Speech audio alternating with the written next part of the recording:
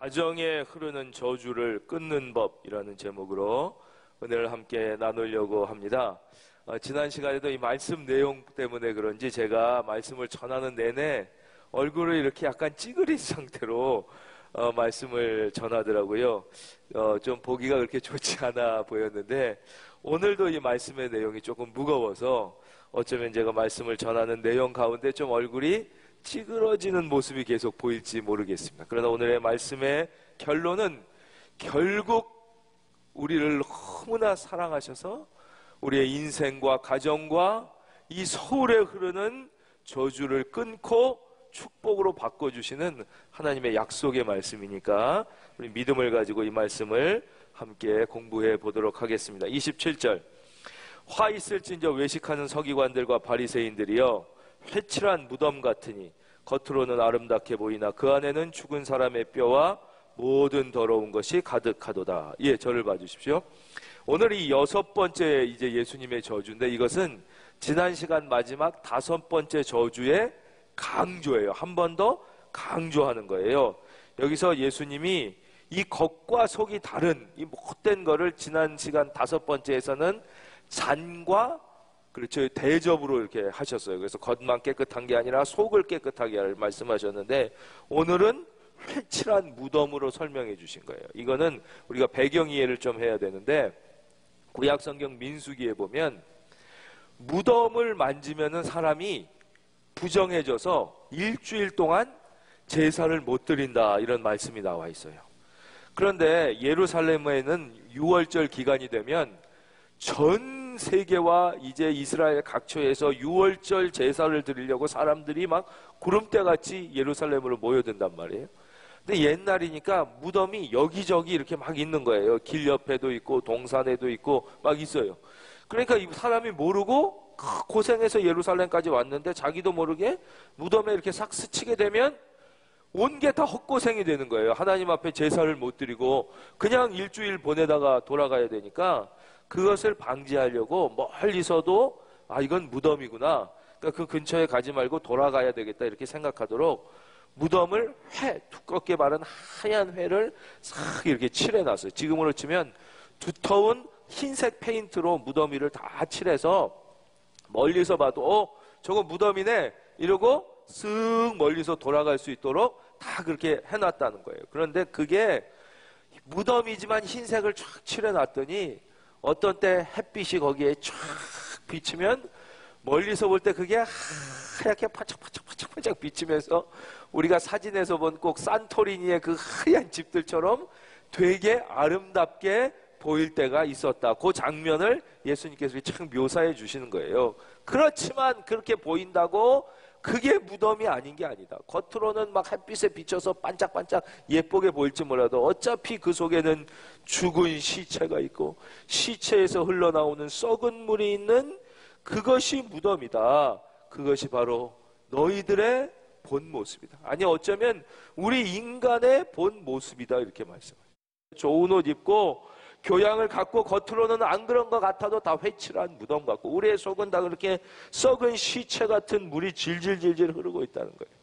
우리가 예수 그리스도의 십자가의 피로 믿으시면 아멘 정결케 되었으므로 우리가 하나님의 자녀가 될 수 있는 것이지. 그렇지 않았다면 우리는 모두 지금도 여전히 진노의 자식이요 사탄의 노예요 죄와 죽음의 종로로 탈 수밖에 없는 자들임을 오늘 성경은 말씀해주고 계십니다. 그 다음 28절, 이와 같이 너희도 겉으로는 사람에게 옳게 보이되 안으로는 외식과 불법이 가득하도다. 드디어 이제 마지막으로 이제 7번째 예수님의 저주가 29절부터 나옵니다. 화 있을진저 외식하는 서기관들과 바리새인들이여 너희는 선지자들의 무덤을 만들고 의인들의 비석을 꾸미며 이르되 만일 우리가 조상 때에 있었더라면 우리는 그들이 선지자의 피를 흘리는데 참여하지 아니하였으리라 하니 그래요. 여기서 예수님은 아주 저주받는 두 가지 신앙에 대해서 말씀하고 있어요. 첫째, 이 사람들이 지금 뭘 하고 있냐? 29절 보면 무덤을 만들고 있어요. 선지자들의 무덤을 정성스럽게 꾸며주는 거예요. 그 다음에 의인들의 비석을 꾸며 의인들을 위해서 비싼 대리석으로 이분은 의인이었습니다. 뭐 비석을 세워주는 거예요. 그리고는 뭐라 그러냐? 우리가 그 옛날에 있었다면 이렇게 선지자들을 핍박하고 의인들을 죽이고 이런 일은 절대 하지 않았을 텐데 안타깝다 이렇게 얘기하지만 그게 아니라는 거예요. 31절 그러면 너희가 선지자를 죽인 자의 자손임을 스스로 증명함이로다. 이 구약은 아벨의 피부터 제일 처음 의인이 죽은 게 아벨이에요. 아벨. 우리 뒤에 이제 35절에 나와요. 그러므로 의인 아벨의 피로부터 이 아벨 가장 의인이 처음 죽인 게 인류의 역사가 아벨 때부터 사가랴까지 마지막 구약 시대의 순교자를 의미해요. 사가랴까지 피가 흘렀고 그 피의 절정은 바로 예수 그리스도의 이제 십자가 죽음이신 그 십자가의 피의 절정. 그럼 그 다음에 피가 안 흘렸냐? 그렇지 않아요. 그 후에도 계속해서 스데반이 돌에 맞아 죽고 베드로는 십자가에 거꾸로 뒤집혀 못 박혀 죽고 안드레는 이 X자형 십자가라고 혹시 보신 분 계신지 뭐 X자형 십자가에 못 박혀 죽고 계속 피의 역사가 계속되는 거예요. 거기서 끝난 게 아니에요. 그 후에도 수많은 선교사님들의 피가 복음 증거자들의 피가 흘러요. 우리 다 기억하시잖아요. 이 영화 같은 데 보면 로마의 원형 경기장 콜로세움에서 수많은 우리의 믿음의 선배들이 사자의 밥이 되면서 피를 흘리는 거예요. 그 피가 흐르고 흘러서 오늘날 이 대한민국까지 그 십자가의 복음이 피에 묻혀서 여기까지 온 거예요. 이 땅에서는 주기철 목사님이 순교의 피를 흘리신 거예요. 손양원 목사님이 공산주의자들에 의하여 순교의 피를 흘리신 거예요. 그 피가 계속 흐른 거야. 아, 그렇게 해서 오늘 교회가 있구나. 그러면 잘못 생각하지.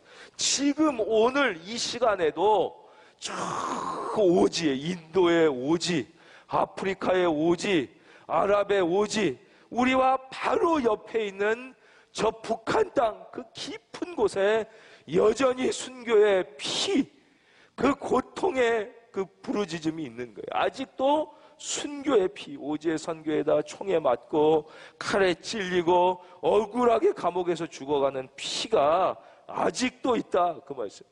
오늘도 우리 악한 사람들, 우리 겉으로는 안 그런 척하지만 이 저주받은 신앙, 가짜 신앙을 가진 사람들, 내가 교회 안에 들어와 있다고 나는 하나님의 자녀라고 착각하고 있는 사람들은 여전히 우리 안에서도 이 믿음의 의인들의 피를 흘리고 있다는 거예요. 우리가 그럴 이 사람들도 안 그렇다고 그러지만 아니라는 거예요. 예수님께서는 너희가 지금도 그 피를 흘리고 있다. 제가 지금부터 한 10년 정도 된 것 같아요. 그 10여 년 전 정도에 시카고의 그 외곽에 위튼 칼리지라는 명문대학을 이렇게 방문할 기회가 있었습니다. 일부러 찾아간 거예요. 예. 누가 초대해 준 건 아니고 일부러. 왜냐? 거기가 이제 빌리 그레한 목사님이라는 그 유명한, 또 혹시 아시는 분 계셔요? 존 파이퍼라고 이 시대에 아주 크게 쓰임받는 목사님의 모교예요. 그래서 찾아갔어요. 거기 2층 대학이니까 건물이 여러 개 있는데 본관 건물이에요. 중앙 본관 건물 2층 총장실 바로 옆에 벽에 사람들의 이름이 쫙 돌에 각인되어 있습니다. 쫙 각인. 그 이름이 뭐냐? 바로 이 학교가 피튼 컬리지가 배출한 선교사님들의 명단을 쫙 졸업 연도로 우리로 치면 학번 순으로 쫙 벽에 기록되어 있습니다. 거기에는 우리에게 친숙한 전능자의 근인이라는 유명한 책으로 친숙한 짐 엘리엇의 이름도 있더라고요. 쭉 있어요. 근데 그 이름을 쭉 보다 보면 그 이름들이 그냥 똑같은 게 이름들 어떤 이름은 오른쪽 상단에 십자가 표시가 이렇게 탁 되어 있어요. 바로 순교자들의 이름 옆에는 그 십자가를 이렇게 탁. 바로 오늘도 이런 순교의 피에 의하여 복음은 계속 진행되고 있는 것이. 피를 흘리는 사람이 있고 피를 흘리게 하는 사람이 있다고 오늘 예수님이 말씀하시는 거예요.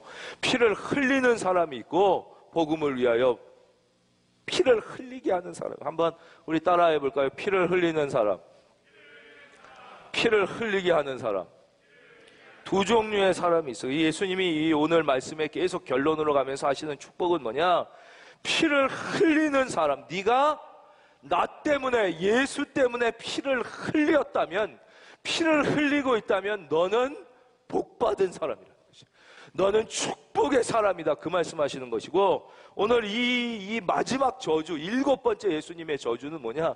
네가 만약에 피를 흘리게 하는 사람이라면, 네가 예수를 믿는다고 스스로 생각하고 있을지 몰라도, 네가 하나님의 사람이라고 스스로 착각하고 있을지 몰라도, 네가 하나님의 이름으로, 여기도 하나님의 이름으로 하는 거예요. 선지자들을 죽이고 핍박한 그들과 같이 피를 흘리게 하는 사람이라면, 오늘날 교회와 성도님들, 그리고 예수님을 다시 한번 십자가에 못 박는 짓을 하고 있는 사람이라면 너는 저주받는 사람이라는 거예요. 근데 이게 오늘 말씀 되게 무섭습니다. 그 뒤에 가면 너만 저주받는 게 아니라는 거예요. 너만 저주받는 게, 그것으로 말미암아 너와 네 가정과 너의 가문과 네가 속한 이 도시와 이 세대가 저주받는다. 이게 이제 뒤로 가면 가는 그 예수님의 메시지예요. 그래서 오늘 말씀은 한편으로는 매우 두렵고 떨리는 말씀이고, 또 한편으로는 놀라운 은혜와 축복이 담겨져 있는 말씀이다, 이것이에요. 그래서 예수님께서 우리가 사랑하는 산상수훈 그 팔복의 말씀을 보면 마태복음 5장에 나로 인하여 박해받는 자는 복이 있다. 그게 바로 오늘 말씀하고 그대로 연결되는 거예요. 네가 나 때문에, 예수 믿는 것 때문에 박해를 받았다면, 그 박해받는 것의 절정인 피 흘리는 데까지 갔다면, 5장 11절 한번 제가 읽어드릴까요? 나로 말미암아 너희를 욕하고 박해하고 거짓으로 너희를 거슬러 모든 악한 말을 할 때에는 너희에게 복이 있나니. 여러분, 예수님 때문에 손해보셨습니까? 예수님 때문에 욕먹었습니까? 예수님 때문에 핍박받았습니까? 예수님 때문에 피 흘렸습니까? 우리 중에 혹시 순교자의 자녀가 있습니까? 자손이 있습니까? 여러분은 축복 중에 축복을 받은 자다. 기뻐하고 즐거워하라. 할렐루야. 그 말씀하시다. 근데 여기서 중요한 것은 누구 때문에 핍박받느냐가 중요하다. 무엇 때문에 고난받느냐가 중요하다는 거예요. 우리의 대부분의 고난은 예수를 믿는다고 하지만 왜 받는 고난이냐? 나 때문에 받는 고난이에요. 나 위에서 살다가 받는 고난.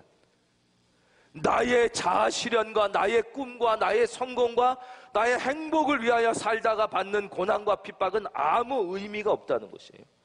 근데 오늘날 우리의 대부분의 받는 고난은 뭐냐? 나 때문에 받는 고난이에요.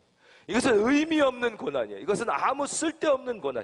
오직 예수 그리스도 때문에 받는 고난만이 의미가 있는 거지. 오직 예수 그리스도, 나의 행복과 성공이 아니라 그것 때문에 받는 고난, 우리는 대부분 지금 그 고난을 받고 살아요.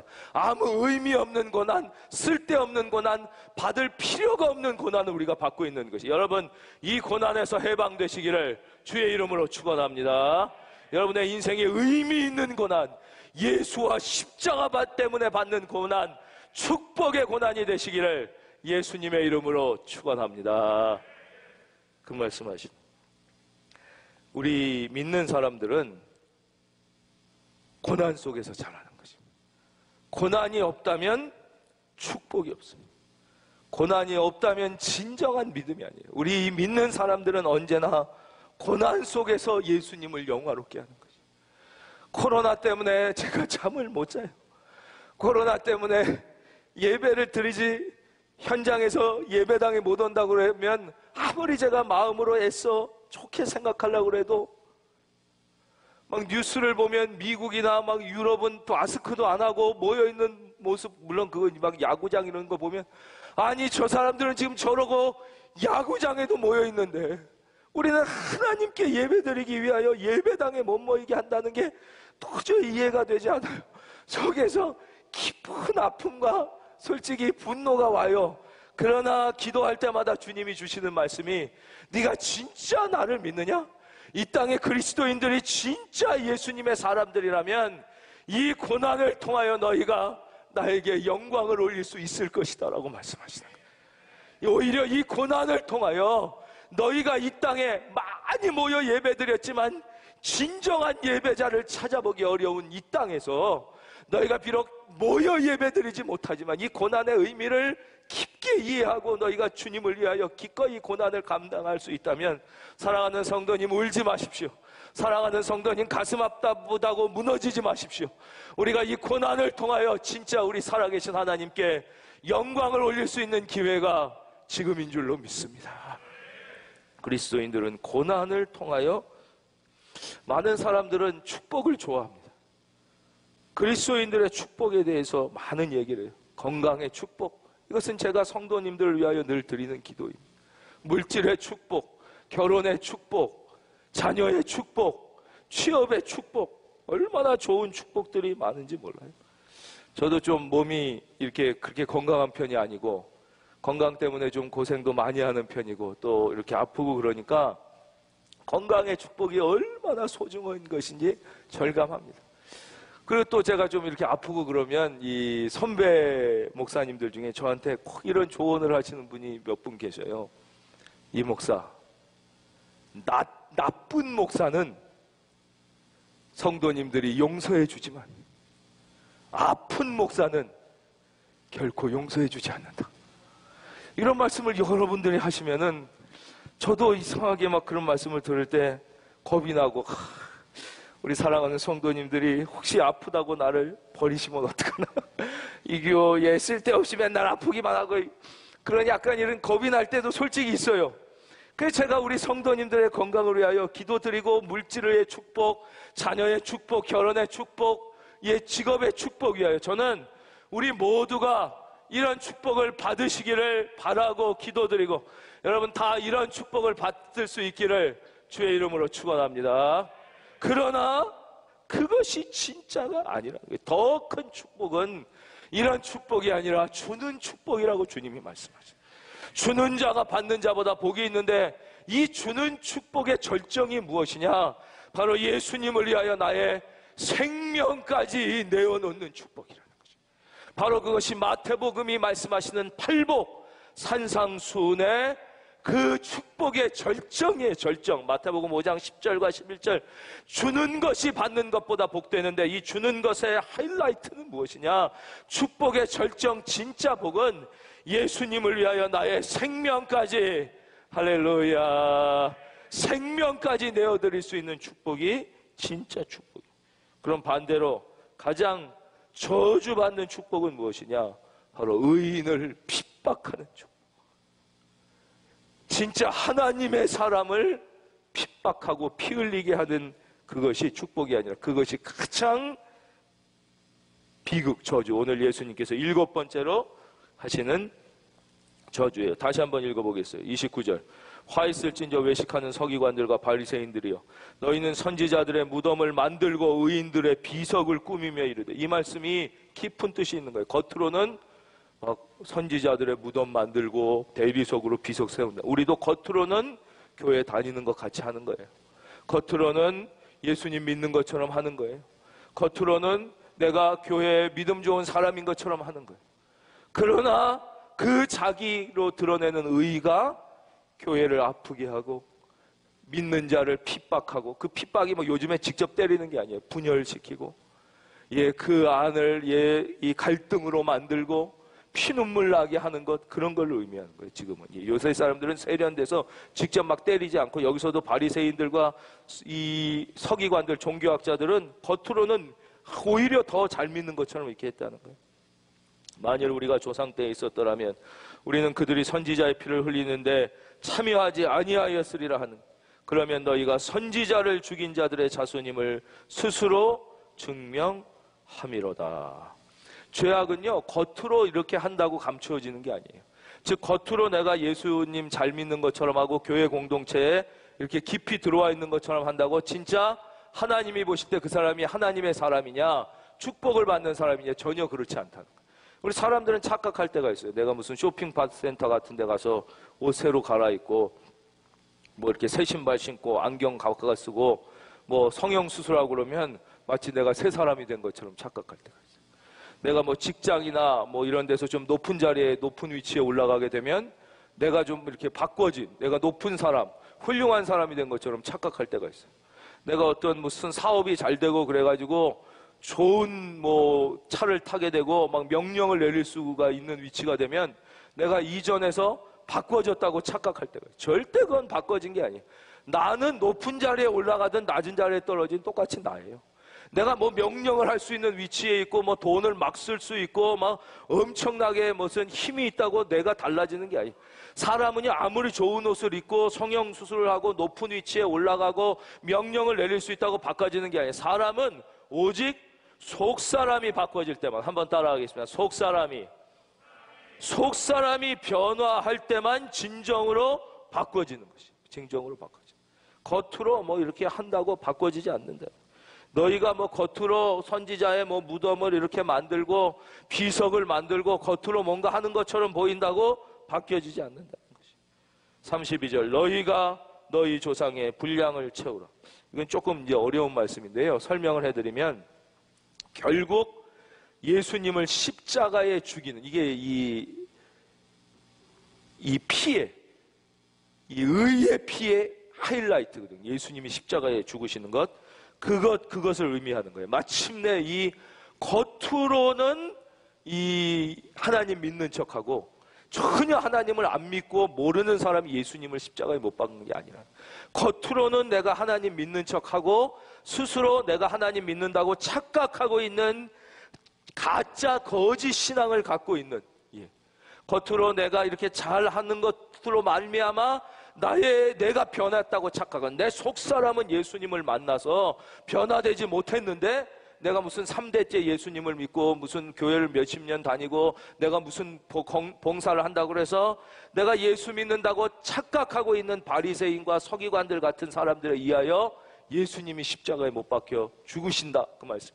그리고 지금도 예수님을 다시 못 박는 자들은 교회 밖에 있는 사람들이 아니라, 전혀 예수님을 모르는 사람들이 아니라 예수님을 믿는다고 착각하는 거짓 믿음의 사람들 때문에 그렇다는 것. 너희가 너희 조상의 분량을 채우라. 33절, 좀 어려운 말씀인데 이 말씀 한번 같이 읽어보겠어요. 안 그러면 우리가 외면하기 쉬운 말씀인데 한번 같이 읽어보겠습니다. 시작. 뱀들아, 독사의 새끼들아, 너희가 어떻게 지옥의 판결을 피하겠느냐. 이게 예수님이 너무 격렬한 언어를 쓰시잖아요. 이 뱀들을, 이거는 사탄을 의미하는 것입니다. 독사의 새끼들이라고 왜 그러냐, 이 사탄의 이 자식이라. 이건 뭐냐, 이런 사람들은 자기 스스로가 내가 하나님을 믿는다고 착각하고 있지만 이미 사탄의 권세 아래 들어와 있다. 우리는 반드시 기억해야 합니다. 그리고 스스로 경계해야 합니다. 내가 하나님 믿는다고, 예수님 믿는다고 착각하고 교회 다니고 있지만 어쩌면 내가 이미 사탄의 권세하에 들어와 있을 수 있다.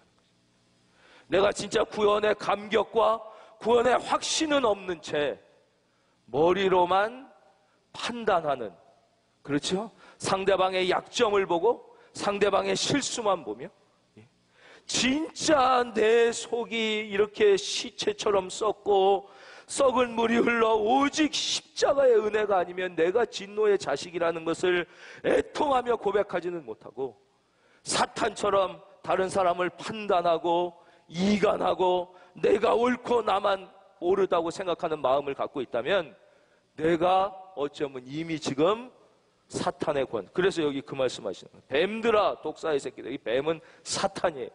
창세기, 요한계시록 사탄, 뱀이라고도 하며 큰 용이라고도 하는 사탄 마귀, 예수님이 말씀을. 그래서 뱀들, 사탄 수하들, 마귀들아, 독사의 새끼들아, 우리가 스스로를 조심해야 돼요. 아, 내가 자칫하면 믿는다고 하지만 사탄의 권세하에 들어있을 수 있다. 너희가 어떻게 지옥의 판결을 피하겠느냐.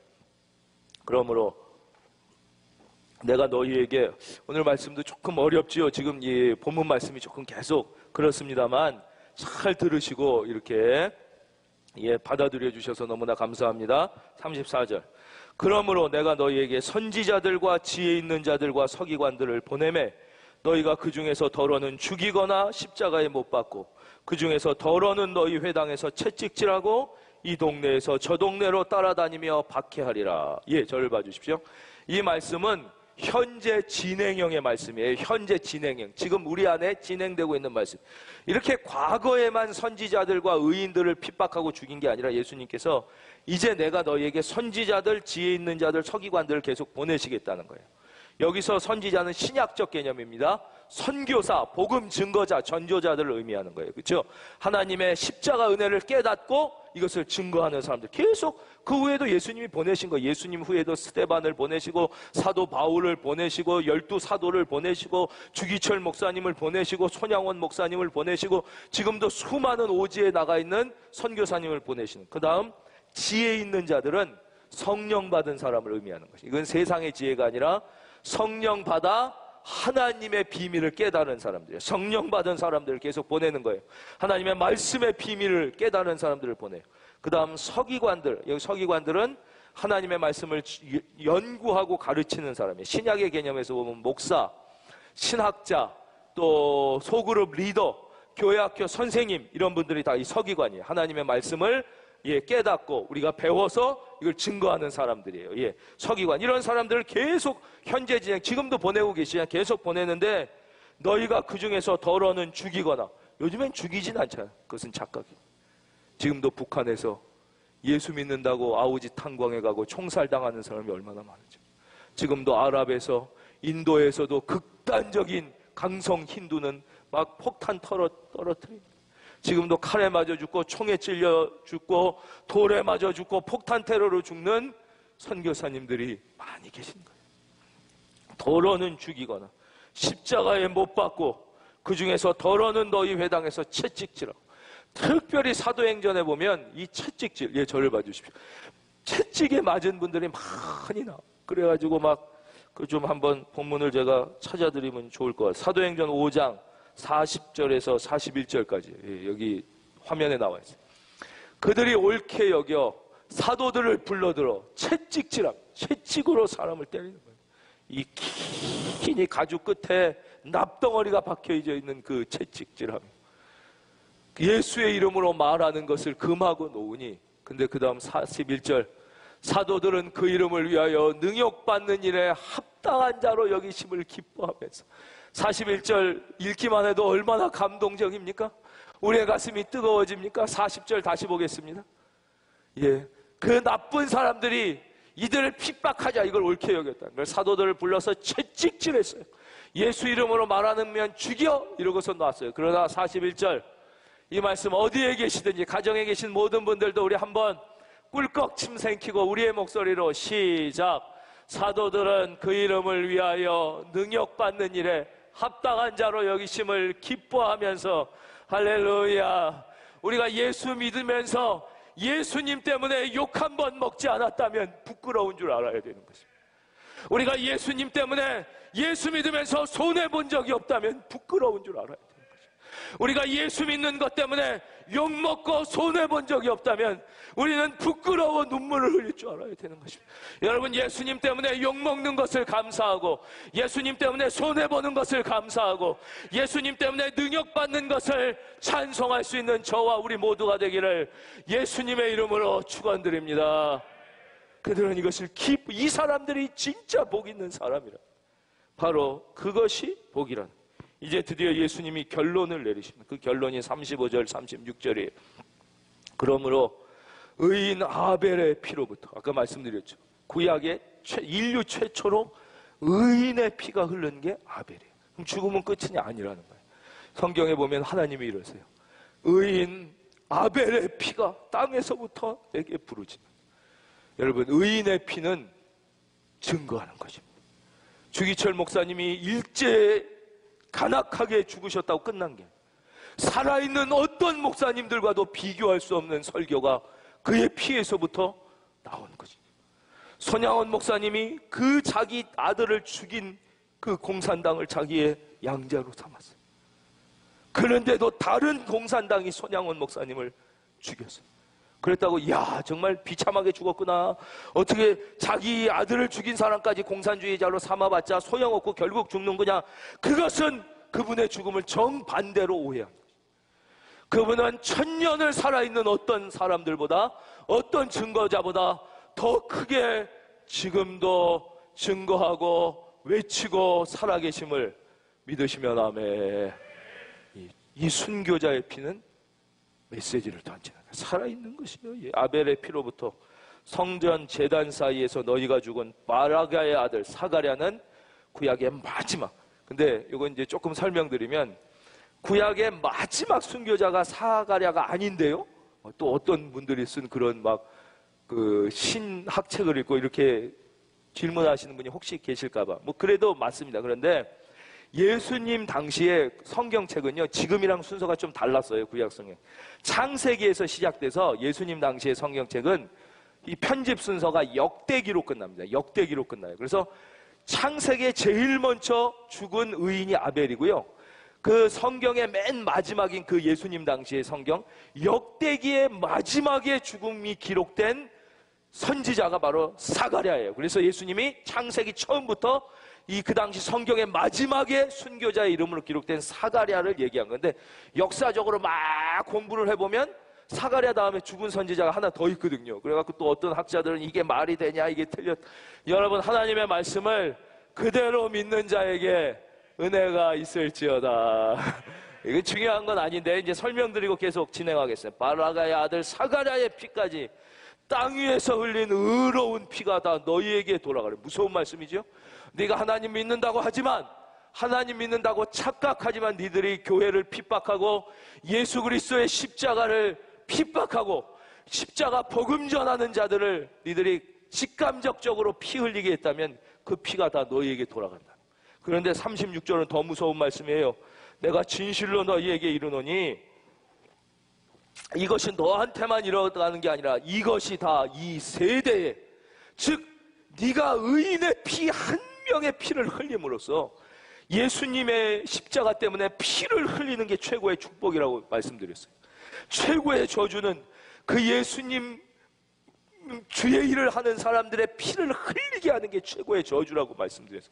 근데 그 저주를 하면 너만 그 피가 너에게 돌아가는 게 아니라 이 세대, 네 가정, 네 자녀와 가문과 이 도시, 즉 한 사람의 죄악, 특별히 다른 이런 뭐 개인적인 죄가 아니라 십자가의 의인들을 핍박하여 피 흘리게 한, 예수 그리스도의 몸된 교회를 피 흘리게 하는 그 죄는 네 한 사람의 죄가 어마어마하게 무서운 말씀이에요. 성경에 이렇게 무서운 말씀이 다른 데 없어요. 예. 그는 너한테가 이 세대, 너의 가정과 자녀와 너의 가문을 넘어 이 도시와 서울, 이 세대에 다 돌아가리라. 이렇게 지금 예수님이 저주하고 계신 것이, 이것이 예수님의 결론입니다. 이 결론은 반드시 그 의미를 알아야 된다고 그랬어요. 그렇죠? 예수님의 저주는 뭐라고 그러셨죠? 말씀드렸죠. 축복이라고 말씀. 예수님 왜 이렇게 저주하는 거예요? 이유는 딱 하나예요. 하나님은 우리의 아버지세요. 할렐루야. 이 세상에 자녀가 아무리 못된 자녀가 도둑놈이고 깡패라도 자녀가 망하기를 원하는 아버지 어머니는 없어요. 다 잘 되기를 원하는 거예요. 그러니까 이 저주는 뭐라고 그랬어요? 축복의 반대 표현이에요. 이렇게 하면 이 어마어마한 저주를 받는다. 그러니 그 반대로만 하면 이 놀라운 축복이 있다. 그러니까 절대 이렇게 하지 말고 그 반대로 하라는 게 이 메시지의 핵심이에요. 그 말씀을 이해해야 돼요. 제가 전에도 말씀드렸죠. 아버지가 얘 이 자식아 나가 죽어라. 이건 나가 죽어라는 뜻이 아니에요. 아버지가 나보고 나가 죽어라 그랬구나. 그러니까 난 나가 죽어야겠네. 이거는 아버지의 뜻을 좀 반대로 이해. 그러니까 그렇게 하지 말고 잘해서 내 아들답게 복을 받으라는 뜻인 거예요. 마찬가지예요. 이 저주는, 예수님의 저주는 축복을 반대로, 이건 무슨 뜻이에요? 바꾸면 바로 너희가 예수 그리스도 십자가와 교회의 의를 위하여 피를 흘리는 자가 되면 그 복은 너 하나의 복이 아니라 그것은 네 가정에 흐르는 저주를 끊고, 네 가문에 흐르는 저주를 끊고, 서울에 흐르는 저주를 끊게 되는, 믿으시기를 주의 이름으로 축원합니다. 그러니까 이제는 길이 없다는 거예요. 길은 딱 이거 하나예요. 이제 우리가 이대로 믿어서는 안 된다는 것이 벌써 다 알고 있는 거예요. 여러분, 적당히 예수 믿고 적당히 교회 다니고 적당히 예배드리고 적당히 봉사하고 적당히 헌금하면요, 세상이 변할 것 같습니까? 여러분의 가정에 흐르는 저주가 끊어지고 여러분의 자녀가 변할 것 같습니까? 나 한 사람도 못 변화시킨다는 것을 지금 우리가 절감하고 있잖아요. 내가 적당히 예수 믿고 적당히 교회 다녔어요. 적당히 헌금도 하고 적당히 봉사도 했어요.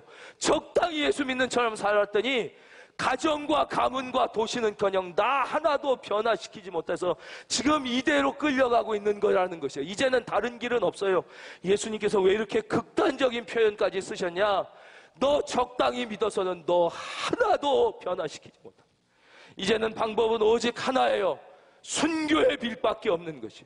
순교의 길밖에는 길이 없어요, 여러분.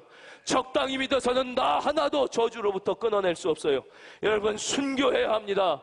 순교를 결단하고 순교적으로 살 수 있기를 주의 이름으로 축원합니다. 더 이상 이제 적당히 예수 믿으면 안 돼요. 순교적으로 예수 믿고, 순교적으로 교회 나오고, 순교적으로 예배드리고, 순교적으로 봉사하고. 지금 가정에서도 아멘의 소리가 울려 퍼지는 것을 제가 마음의 귀로 듣고 있어요. 여러분, 순교적으로. 그렇다고 우리가 이 세상 안에 다 죽을 수 없어요. 죽고 싶어도 죽이지 않는 대한민국, 대한민국에 살고 있어요. 이건 뭐예요, 여러분? 살아도 주를 위해, 죽어도 주를 위해. 순교적으로 살아야 된다는 게, 순교적으로 살아야. 이젠 더 이상 나의 성공과 행복을 위해 살다가 애매히 고난받지 말고, 여러분, 우리가 아브라함처럼 자식을 포기할 수만 있다면, 여러분, 그 자식을 하나님이 반드시 책임져 주실 줄로 믿습니다. 아브라함이 이삭을 포기한 것처럼 우리가 자식을 포기할 수. 근데 우리는 예수 믿고도 자식을 내 품에서 포기하지 못합니다. 우리가 정말 베드로처럼, 안드레처럼, 바울처럼, 스데반처럼 그렇게까지 못해도 나 자신의 행복과 성공을 포기할 수만 있다면, 그것을 위하여 애매히 받는 고난이 아니라 예수 십자가를 위하여 순교를 결단함으로 우리가 진짜 의미 있는 고난을 받을 수 있다. 여러분, 한 사람으로 말하면 예레미야 5장, 너희 한 사람의 의만 있다면 내가 예루살렘 전체를 구원하리라 하신 말씀처럼, 여러분, 한 사람의 결단과 희생이 서울을 변화시킬 수 있습니다. 지금 하나님은 우리 교회에 중요한 말씀을 하고 계신 것입니다. 한 교회의 결단과 희생이 이 도시를 변화시킬 수 있음을 오늘 말씀하고 있습니다. 오늘 저와 여러분 우리 모두에게 이 순교의 결단이 있기를 예수님의 이름으로 축원합니다.